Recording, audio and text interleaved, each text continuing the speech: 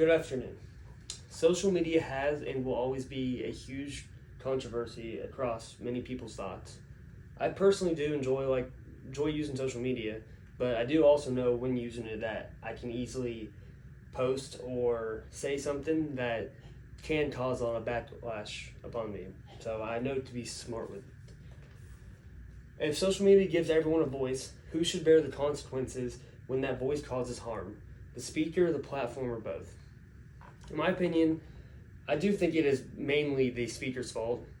In the long run, it is your freedom to post any video, picture, or statement that you want, and you should know the consequences, especially when you are typing something that you know can cause a lot of controversies. The platforms can do better on controlling what can be posted, in my opinion, but at the same time, that's not their whole point. Their whole point is to let people share their thoughts, but you shouldn't share some thoughts, and that just should be a known thing. I mean, it's more of a speaker point, in my opinion. A few times it's happened. Chris Pratt, who's a very famous actor, and I do like Chris Pratt, a lot of his movies, but I don't agree with this necessarily. He posted on Instagram when talking about his wife that he stated, "She's given me an amazing life and a gorgeous, healthy daughter." That sounds good at first, but the reason why he received some backlash from this is because he also has a 9-year-old son. His son was born with, he was premature, and he was born with a lot of health issues. And a lot of people commented on this, talking like, why not just mention your son? He talked about having a gorgeous, healthy daughter and didn't even mention him. And there's just no reason to not mention him. It would have saved a lot of mean comments towards him, and even this did affect some of his movies and fans. He got canceled from this, and cancel's a term where if some kind of celebrity or anybody posts something online, and if people don't like what they say, then fans will tend to stop being fans of them, and that will cause their views or anything to go down.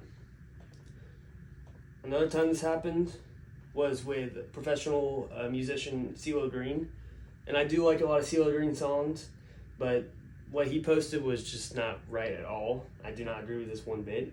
He posted on Twitter that you do not need consent to have sexual activities with someone if they're unconscious, and that is a horrible thing to say, and especially post on the internet for millions of his fans to see.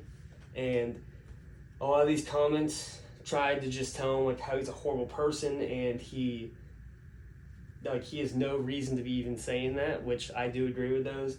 But he went on time and time just arguing with people, and in the long run he did end up posting saying that he is sorry and he is in the wrong, but that shouldn't change anything, because you shouldn't be posting that on the internet. Another thing is, at what point does platforms' indifference to harmful content turn into complicity, and should the law treat them as co-conspirators? The Rohingya crisis in Myanmar. Rohingya is a Muslim minority in the country of Myanmar, and they lived there for a while. That's where Rohingya's from, and they're not technically legal citizens there, so all the citizens that do live there wanted to kick them out of their own country. And Agnes Callamard, the Amnesty International Secretary General, stated, "Meta must be held accountable. The company now has responsibility to provide reparations to all of those who suffer the violent consequences of their reckless actions." A lot of the people that lived in this country that wanted them gone, they were using Facebook as a way to spread hate and plan on trying to kick these people out. And 700,000 of the Rohingya people had to move to Bangladesh, and many other thousands died from this movement. And they were using Facebook as a way to get their thoughts across and spread hate. And Facebook did end up talking about this a while after, saying how they should have did more to try to stop the hate on their platform, and that is a little step, because even if Facebook did stop this, it probably wouldn't have stopped much of the movement, but it would help, and it shows that Facebook is trying. So I do agree that the platform should have some kind of accountability for hateful things being said on there. Like, for the instance, the last thing we talked about was like celebrities posting, which that's a whole different thing than, I mean, this was basically a genocide, and if there's a genocide going on a platform, then you should be held somewhat responsible for that. Another time was the U.S. Capitol attack. This was on January 6, 2021, where a large group of people coordinated attack on the Capitol building using Facebook, Twitter, and YouTube and other platforms. The users posted things where they were trying to get other people to go for violence. They were also mad about the election during the time and the state of the government. And there are also just a lot of other conspiracy theories going on within the U.S.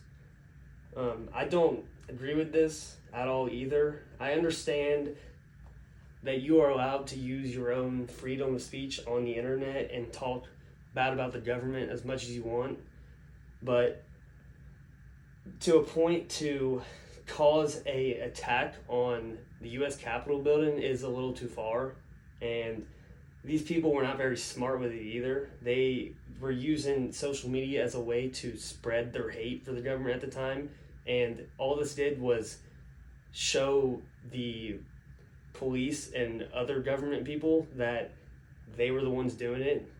So I mean, there was definitely, I don't condone what they were doing, obviously, but there should have been smarter about this. And basically, in the long run, all of this social media, I do think that it is majority your fault if you post something and have consequences. You shouldn't be blaming Instagram or Facebook or any of those for letting you post what you want. That's their whole point, is to have you post your thoughts and share stuff with people.